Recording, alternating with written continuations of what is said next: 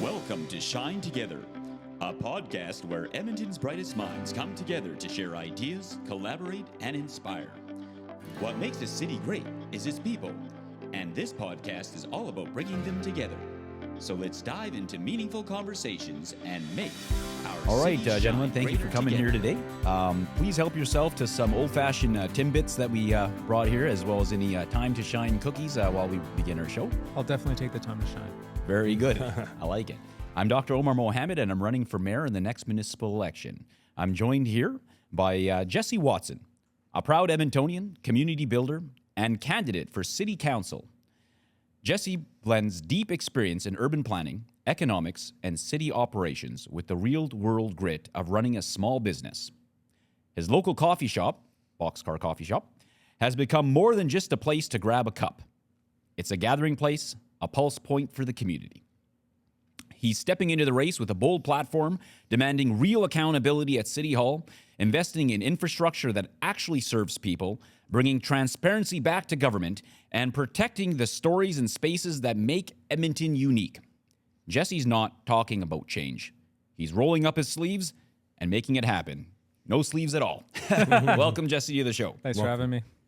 And joining us as well today is my friend and brother, Dr. Farhan Chak, an educator, author, and dedicated community leader, now stepping up to run for city council in Ward Tastawiyiniwak. But Dr. Chak brings a global perspective and a deep-rooted passion for public service. With a PhD in political science and experience working across continents in areas like governance, civic engagement, and interfaith dialogue, he's now focused on building a stronger, more inclusive Edmonton right here at home.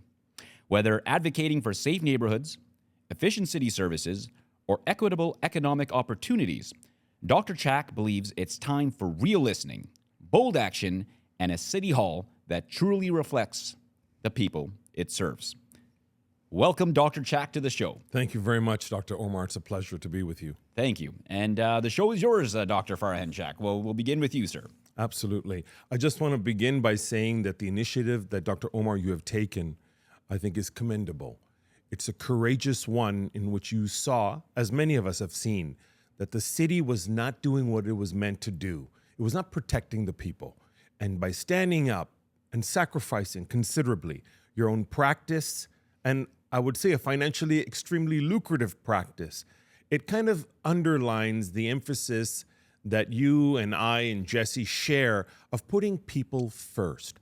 And ultimately, I think this is the problem that we're having in council, is that so many of the elected officials either look at this as a stepping stone, and now even worse, they're looking at this from the perspective of party politics.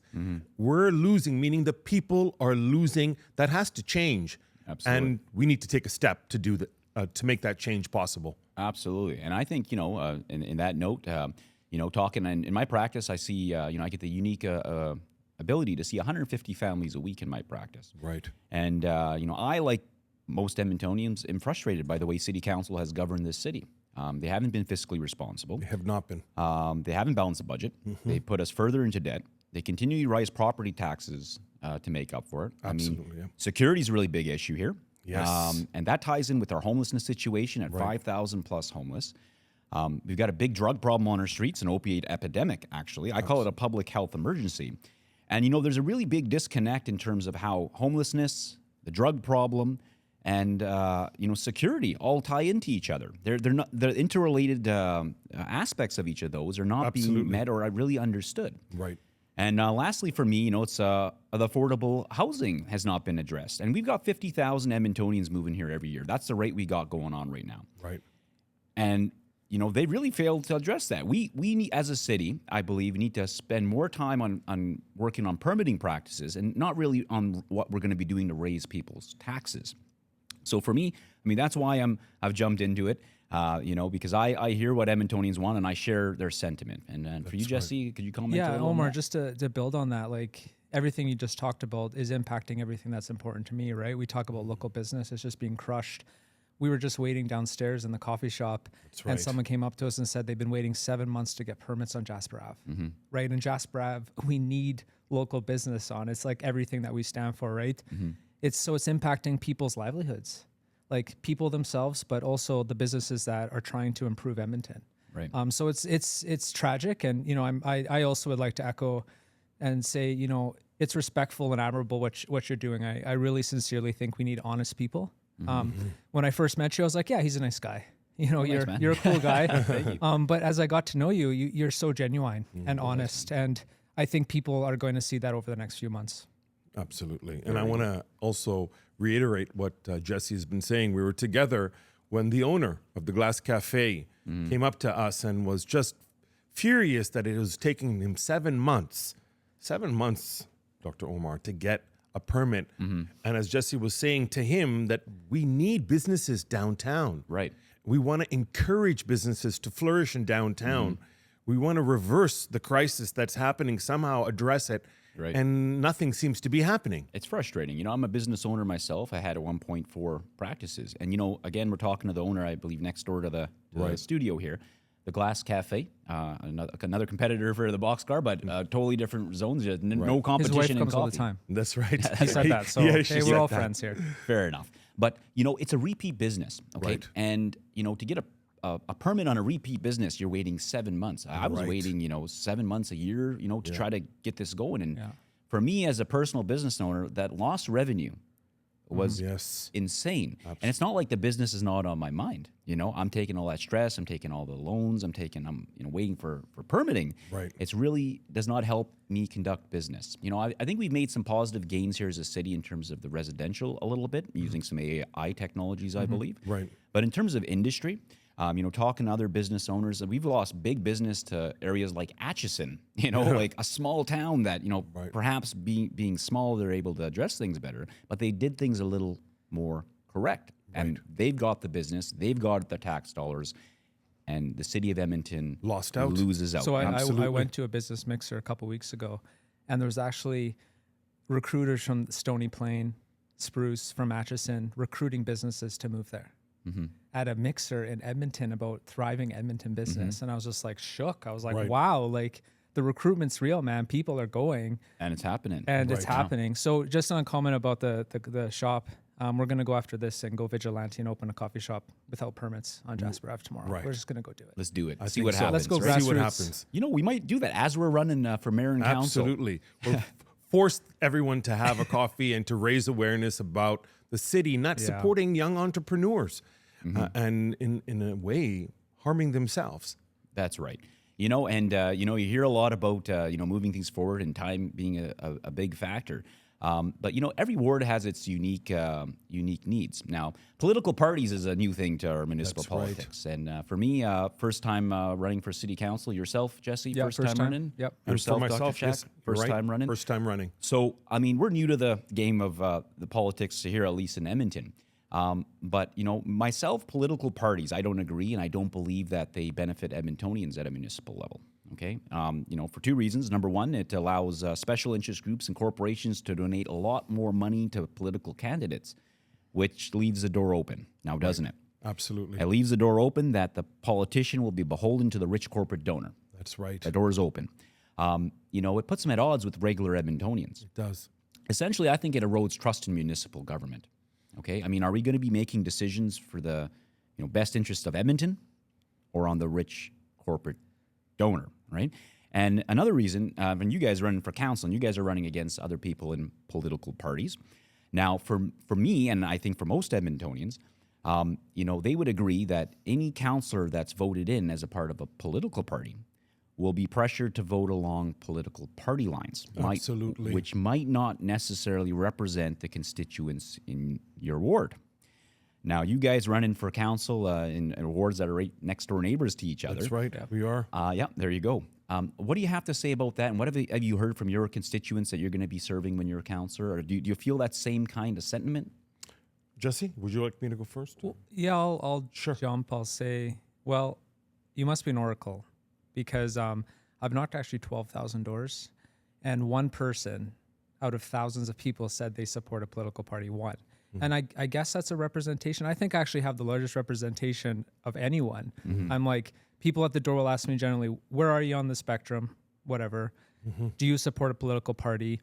If I say yes, the door's shut. If I say no, they keep talking. You can just sense it in in what they represent. So I don't think Edmonton wants a political party.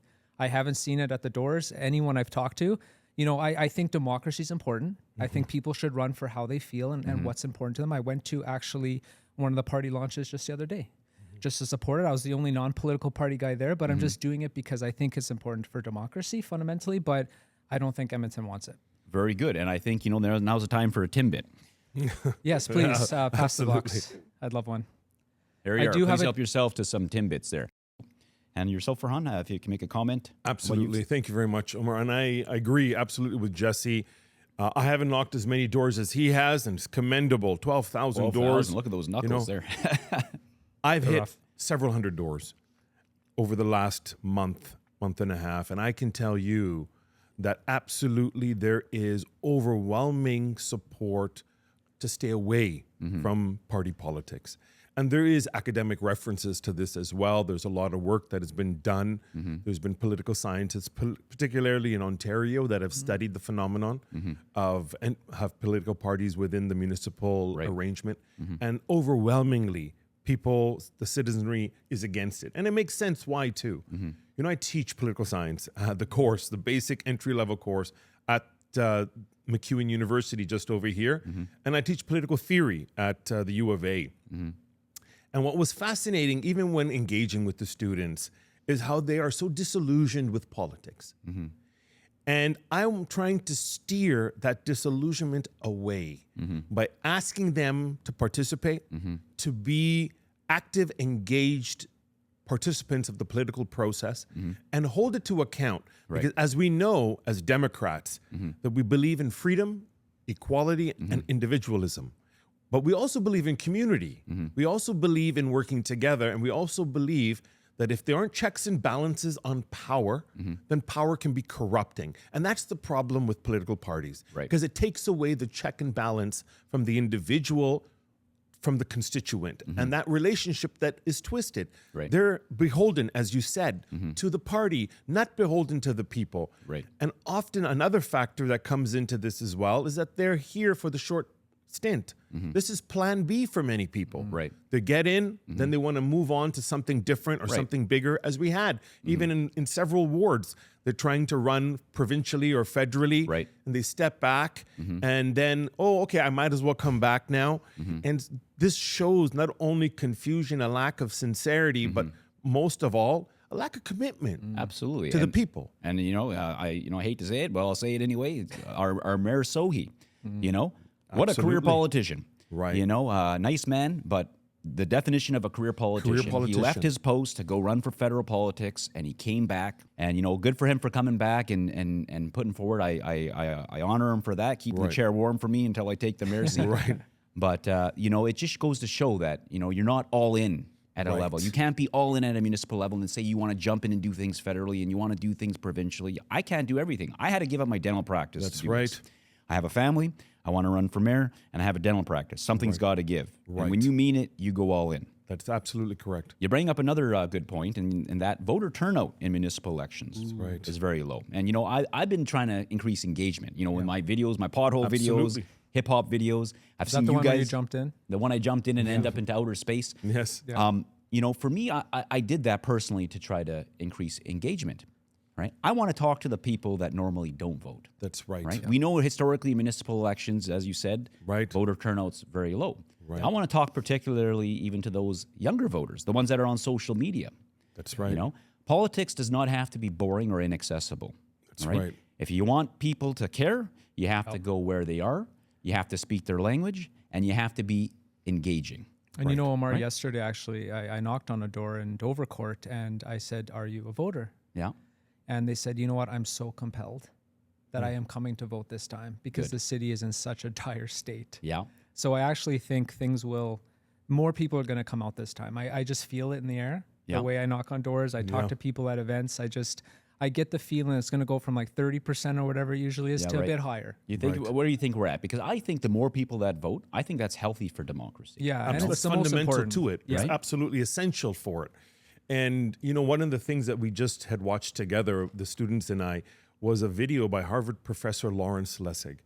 and how our democracy is failing us. It's a TEDx talk, and it went viral because he broke down the way that, in particular in the US, the entire electoral system is being manipulated by the affluent. And so this came to a shock from a lot of the young students, and they kind of were aghast that they couldn't believe it, that their vote essentially statistically didn't matter. And how could that change? So there are so many things that the video opened the eyes of the young scholars and students. And I think that for us who have that awareness that something is not functioning according to its essence, which is the servant leadership principle, I think that we all share that principle of putting people first, putting our future generations. We both have young children, right? And I know that you're taking care and supporting your niece and nephew as well. So we're family men. And the way the city is going on safety is tragic. The way the city is going when it comes to supporting individual businesses, it's horrendous. So either we complain about it or we take initiative and we do something about Farhan, what you say about the vote doesn't matter, it's actually the same in the city, but in different concept, right? It's about consultation. Right. It's about, showing a plan that's fait accompli. Is that the word? That's right. It's like it's already decided for you, and everyone's up in arms. They're upset that my voice isn't being heard. It doesn't matter if it's infill. It doesn't matter if it's renewal, bike lanes. Even the bike lane budget was just put in secretly through a capital profile, and no one had a consultation on it. Whether it's good or bad, whether you like it or not, it's just people don't feel their voices heard, even at that at that simple level of engagement. Right. It's a problem. Yeah, most people think that they don't vote because they don't think it's going to change anything, and that's what I aim to hope, and I think that's what you guys are doing. Is that I want to tell them that there's an alternative to the status quo. There's an alternative. That there's somebody who actually understands what bothers them. Somebody who's actually going to do something about it, not just talk about it, right? One of I think we're all the same that way. Absolutely, and I completely agree with you. And interesting enough, one of the best quotations on politics I ever heard in all the conferences and meetings and books that I've read and studied and taught on political science came from someone completely outside of politics. A gentleman who was an honest, hardworking man. Was it Omar?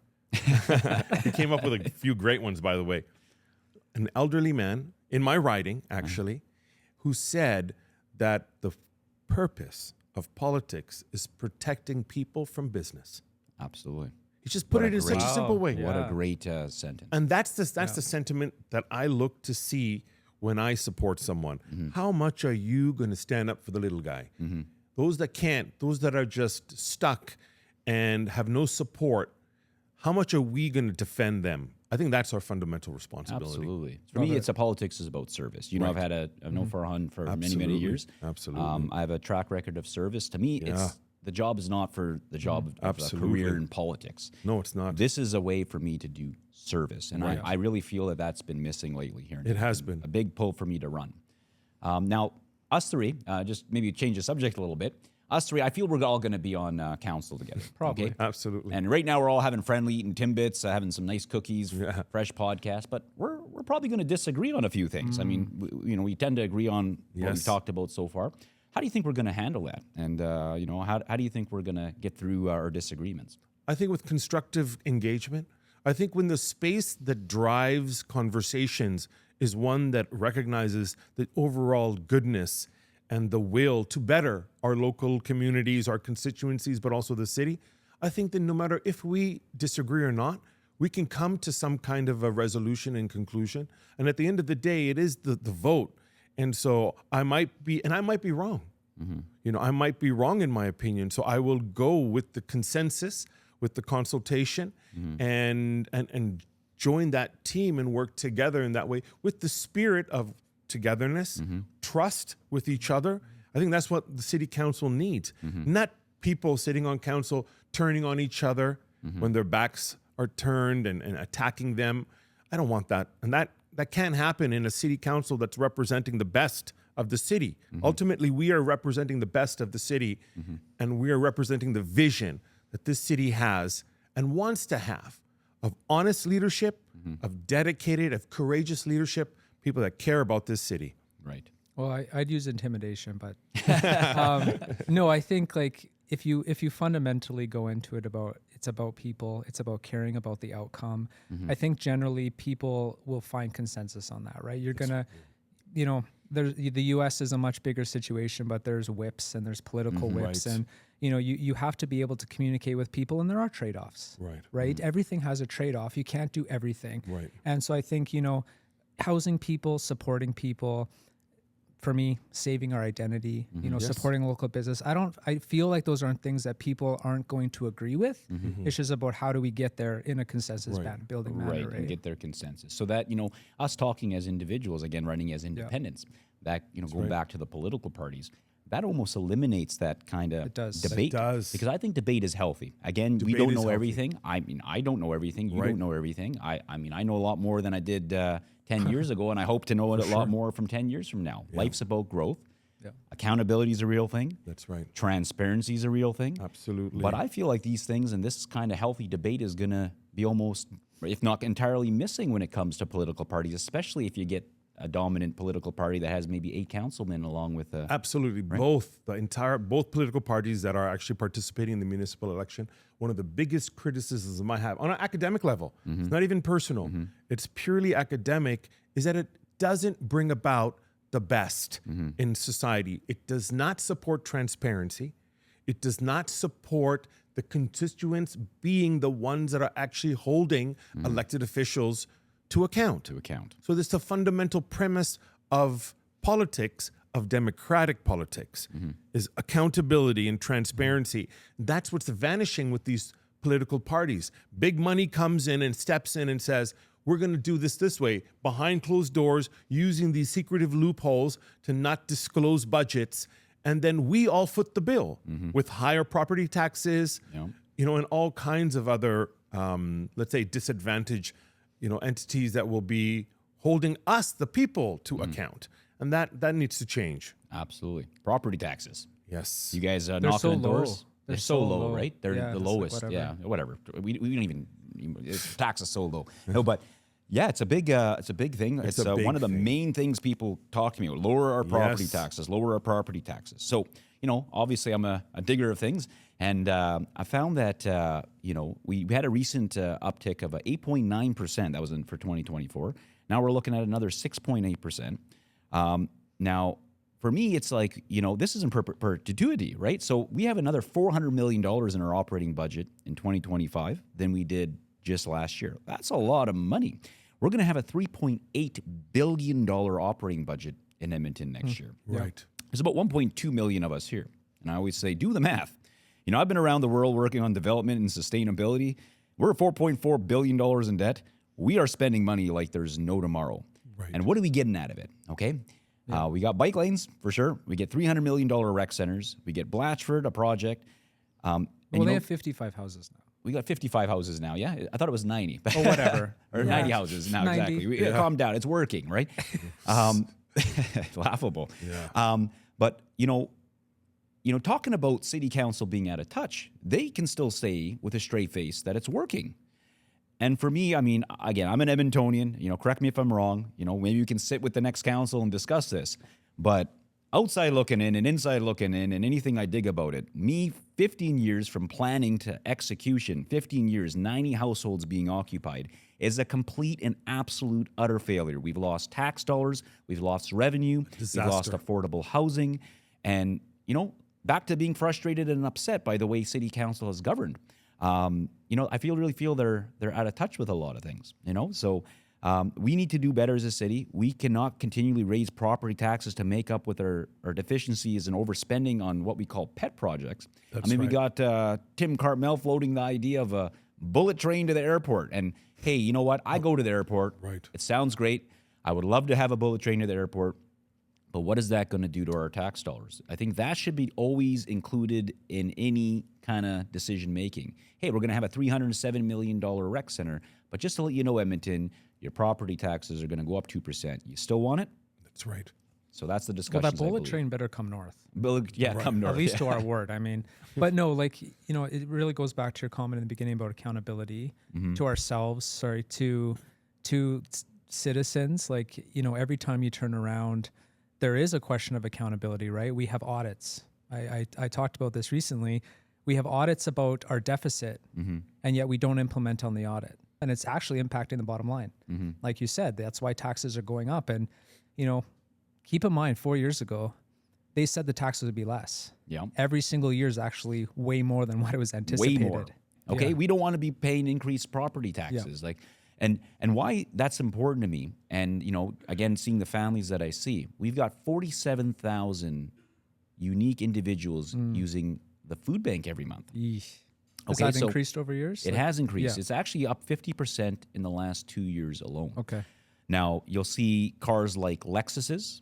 You'll see cars like BMWs there. People that were once able to afford and actually donate to the food bank are now actually recipients of the food bank. Yeah. So property taxes do matter because that $100 or $200 a month actually at the end of the day is actually affecting people's grocery bills. I think that's a big indicator that we've gone too far. So what do you think about, I think it was just yesterday, councils blaming past councils? Yeah. They always seem to blame someone else for their own issues, right? Yeah. I've noticed that trend. 100%. And the way you get real change is not by pointing out and doing this. Yeah. It's by doing this, Right. right? Is you take your own accountability, you're transparent for your own actions. You can't change the past. You can only be where you're at current and either make it better or fail and admit that you failed. Blaming somebody else does not help anything. So you've gone bold, I think. You've said, don't raise. I'm saying we're going to freeze the property Freeze property tax. I'm going to be accountable of freezing the property taxes, and I really believe in accountability, sir. So if I don't do what I say, I don't take a paycheck. That's what we're doing. And I know it's not up to me, but I will donate my entire salary to the Edmonton Food Bank. And I'm being real about it. I'm not being delusional. We have increased our property taxes at a higher rate than we said we have. And like I said, that extra $400 million in revenue that we got this year, we're going to get that next year as well, even if we were to freeze the property taxes. Where's it all now. going? Where's it going? Exactly. Well, you know where it's going, right? It's going into vanity pet projects that we don't want, nor we can afford. Yeah. Edmonton does not want these. Okay, that's what I know. Yeah. Again, 150 families a week for 10 years, you get to learn a lot. And we don't want all these vanity pet projects. Edmonton wants to have affordability. We want to be able to afford our groceries. We want to be able to not pay obscene amounts in our property taxes, and we don't want to be worrying about those things. Yeah. And that's really what Edmontonians want. Absolutely agree that I would too, and I stand by that principle of freezing the property taxes. Yeah. And like you said, Omar, that Jesse agrees, these vanity projects have to stop. These vanity projects are enriching a small handful of people and impoverishing society. That's what we need to do. We need to stand up against that type of waste and that type of irresponsible spending. Absolutely. And freezing the property tax is totally reasonable. We just spend the money that we have. Right. And like I said, we got a lot of money here. Right. Yep. Right. We got to budget properly. And that hasn't been done. And I was talking a little bit earlier on a podcast today in terms of accountability. I mean, normally if you don't do your job, you don't have it no more. Am I right? That's right. Okay. What's the job of a municipal politician? It's pretty much to balance the budget, right? That's and I right. don't mean by raising property taxes or going further into debt. I meant by actually balancing the budget. If you don't balance the budget, You should be out. you should be out. It should be legislated. Forget about political parties. It should be legislated in the Alberta government. You don't balance the budget, you are not allowed to run for elected and office. I love the way you put it, Dr. Omar, just to jump in here, that is what we should hold City Council to account for. That you are there serving the community. If you can't balance the budget, if that collectivity can't balance the budget, then I'm sorry, they have to leave. Right. And let other people get a shot at it to balance the budget. And CTV did a poll in Edmonton. Overwhelmingly, more than almost 80% of Edmontonians are actually against what's happening on City Council. There is really, and I'm sure you get it at the That's a doors. pretty high number, 80%. They gave that It's number. pretty there. much all of it. At That's 80%. like everyone. That's like everyone. Absolutely. And Wow. so we are just a product. We're a product of the lack of fiscal responsibility and of effective management that City Council is displaying. And because of that, we need to take that initiative, as you have, as Jesse has, to come and take City Council back and put it in the hands of the people. That's why I look, like I kind of feel like I'm fighting for my life. Right. But I look at some candidates running and they're having parties and shindigs, and I know there's launches and stuff, but just in the way images are being taken, like polished suits and dresses and high heel cocktail dinners, and I'm like, where's your like boots on the ground, guys. Like this isn't about your friends and this is about the community, right? And so that I find it, just so impactful that. Right. And, another thing that might lead me into is, talking about relationships. Obviously, we'd have relationships between city, our own municipal government. But lately the city of Edmonton has been criticized for having a very poor relationship with our provincial government. That's right. Now, for me, everything's a business in terms of the city, province, Canada. They all ran very much like businesses, the mayor being the CEO of a business. We have to be, I feel, better business partners to the provincial government. The provincial government has to be better business partners to us, but they're really big papa when it comes down to it, right? And Canada's even bigger papa. But, back to the homelessness situation, for instance. It's a big thing on my platform, a big passion of mine to try to turn down the taps on. You will find that the municipalities actually last year, even though it had $91.2 million in funding, has kind of pretty much squashed the idea, popped it onto the provincial government, pushed it onto them, and really said, hey, look, homelessness has doubled. We spent more money on it. We're done with it. Here you go. Now, to me, that just personally, it's like so definitive of what we're doing here. That's not a really good relationship between the municipality and provincial government. These are not provincial problems. These are, like I said, human problems. Right. Okay? We need better partnerships, not only with the provincial and federal government, we also need better partnerships with the community groups, the outreach leaders, and the Indigenous leaders. And I say this a lot. We cannot afford to work in silos. Right. We have to work together. How do you feel like us as on City Council will bridge that gap and make a better partnership with the provincial government? Because I think it's paramount. I think it's absolutely a necessity. I think that just by over the years of course, knowing you, Dr. Omar, and getting to know Jesse, I believe that we'll do exactly what we're supposed to do, is develop stronger and more intimate stakeholder relations. We're going to reach out to the people that are actually going to be impacted by the decisions that we have the authority and their mandate that they give to us. We're going to use that wisely. I'm going to reach out to my neighbors. I know for a fact that in one of the communities that when I was door knocking in Ozerna, that lot of young students are ripping down those roads, and they want to address that issue, a very real issue that is bothering many people along one of the main internal roads in our community. Talk to the neighbors, talk to them, and put something, table a motion to address those issues that impact their daily lives. And that's what we got to do. We got to reach out to the private sector, reach out to the NGOs and civic society, like you had mentioned, First Nations in a variety of ways, and build those connections and build those partnerships with the spirit of goodwill. It can be done. Absolutely. And like I'm a planner. Never worked in planning because I want to caveat that half the council's planning. Yeah, right. But with economics, but like, how do you mend fences? Right. Literally, right? And I've met with 7 ministers already. I'm meeting one next week because I'm trying to be proactive. Like at the end of the day, if you tell mom she's ugly and dumb, it's like she's not going to help you. Like this is just basics to me. And I've seen bad mudslinging. Like I've seen it. A minister was speaking at an event like a couple months ago, and a councillor was there as a mob, literally, and chased this minister down the stairs, and then got on the media and just blasted him. Wow. And I think to myself, like, that's why we're in the state we're in, guys. Like you can't do, whether you agree or not. Right. It is your government. Right. And you have to work with them. Yeah, right? you can't just blast them and communicate with them by complaining on social media. Yeah, I agree with you guys. Personal relationships actually matter. Right. Yeah. I talk to you, you talk to you, and I don't mean like an insider thing, but relationships and getting to know one another and getting your boots on the ground per se is going to be paramount. And there's been an absolute complete disconnect, especially on media. Right. Absolutely. Recently we had Sohi, our current mayor, blasted the provincial government for not paying their $60 million in property taxes, right, which we were trying to claim. But to me, that's laughable. And correct me if I'm wrong, guys, but given our $3.48 billion operating budget last year, it almost seems like a distraction to something else. We're complaining about $60 million in property taxes, but we could have reduced back to the Lewis Farm project, we could have reduced that by over $100 million.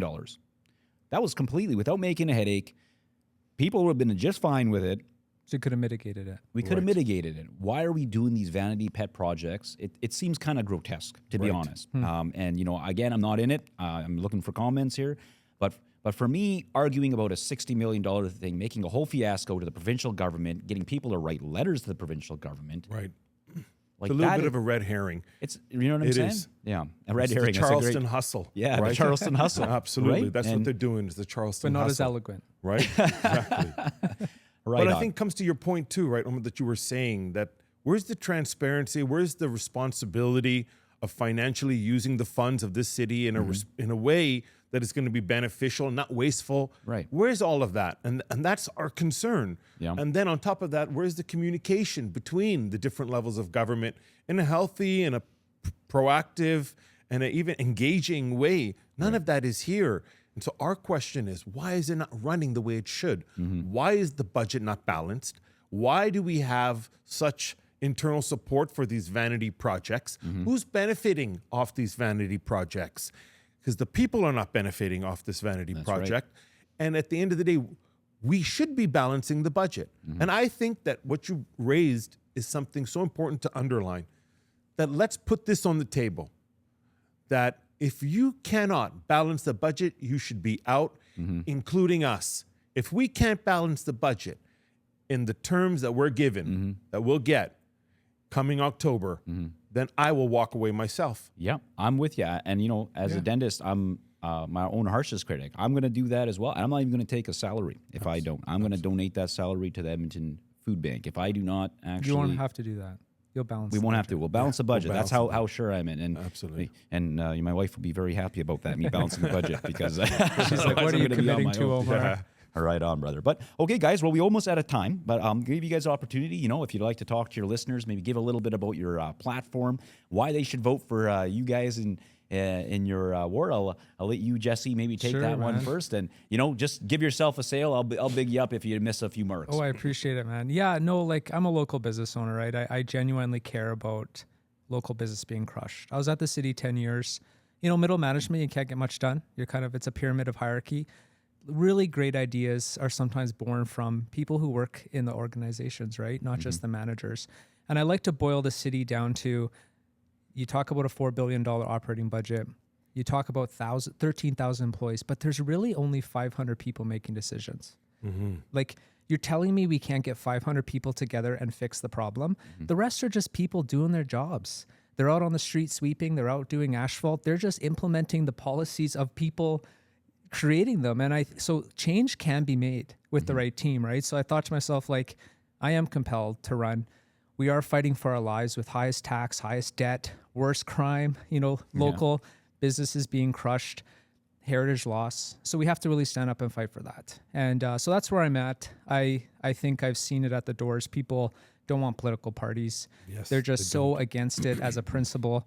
And so independents are probably going to sweep, if I'm being honest. And, you know, whether you vote for me or not, my conscience will be good. I've done the right thing. I left my job to do it, just like you, Omar. So I think it's critical for democracy.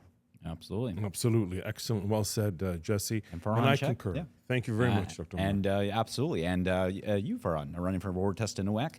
Can tell your listeners, I know what makes you great, but I'm sure they'll love to hear from your mouth. If you could tell them why they should vote for you and what you're going to bring to the table. Dr. Omar. And I would like to say to my constituents, first and foremost, above and beyond the platform of a safer, stronger, and more united community, it's authenticity. I bring an authenticity to the table that's not there. I bring a will to put them first. And that's what I want. And ultimately, the people choose the leader. The leader doesn't choose the people.